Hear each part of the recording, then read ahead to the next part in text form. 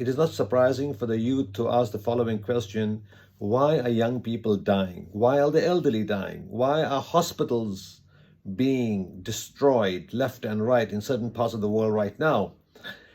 And as people of faith, and there's a reason why we have faith. One of the reasons why we have faith is not just to believe in Allah, not just to believe in Rasul Sallallahu Alaihi Wasallam. These are very important things, but also to learn from them and the examples that they have brought forth for our understanding, for our spirituality, and for our continual developing.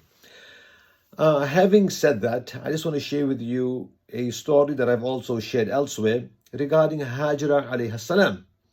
Now imagine for a moment Ibrahim alayhi salam saying goodbye to his family. His wife does not utter a word. When she asks him, did Allah tell you to leave me and Ismail in a barren land? He could not even bring himself up to saying, yes, he did, because his heart was grieving. He was probably on the brink of tears. And slowly thereafter, he backs away and he moves. And what does she say? If you are doing what Allah subhanahu wa ta'ala has asked you to do, then rest assured Allah subhanahu wa ta'ala will not hurt me. She was confident in the belief in Allah subhanahu wa ta'ala. And she knew full well when you have an innocent child around you, Allah subhanahu wa ta'ala will not hurt you. If that is a situation that has taken place back then, and we're looking at mothers and children being hurt, this hurt that they are going through to many does not go in line with how Hajra alayhi salam and Ismail alayhi salam was protected. So that brings me to a very important next point, and that is the following. Hajra alayhi salam is with her child. Resources are being depleted.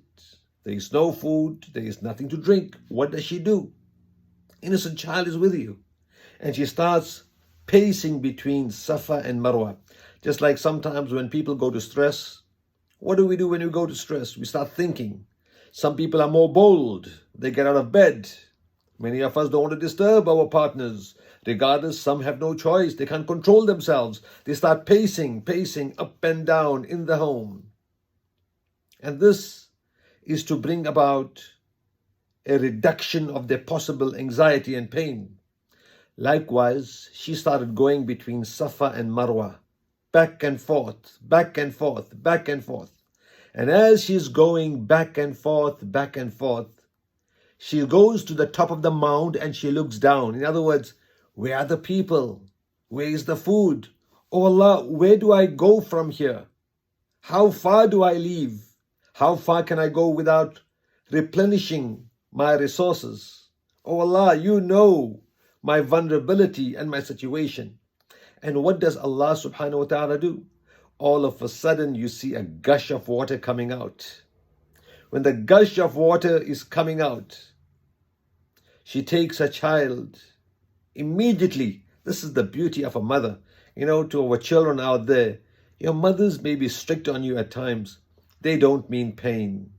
They do it because they love you and they want better from you and for you. And this also applies, mashallah, to our children as well. Having said that, the water starts gushing out. And as the water starts gushing out, what does she say? Zam, zam, zam, zam. What does zam, zam really mean? Stop, stop, enough, enough, enough. If she had not said enough, enough, my brothers and sisters, chances are we'll be having zam, zam right up till this day. We may even have had a glacier filled with zam, zam in some part of the world with that given water. But of course, as a mother, whilst she wants the child to have the child's thirst quenched, she also wants safety for herself and safety for those around. Having said the story, we may not look at the story from a point of view of, well, what good was it really? It is because of her du'as we have now access to Zamzam water. It is because of her innocence and the innocence of her child we have Zamzam water. My brothers and sisters, but the Zamzam came after a sacrifice. After Ibrahim alayhi salam making a decision that we may look down upon in today's time. After Hajra alayhi salam making a decision that we may wonder, why did she run? Why didn't you just wait it out? No, Islam wants us to be active in every situation. Even when you have a little, it still wants you to get out and search for that which is necessary in as far as resources are concerned. So in Islam, there's a beautiful saying, you probably heard it, harkat mein barakat. You see some people saying this. In harakah, there is barakah. That means in movement, Allah will find a way out. So regardless, we have to be strong, young ones, in what we are going through. And we have to do the right thing.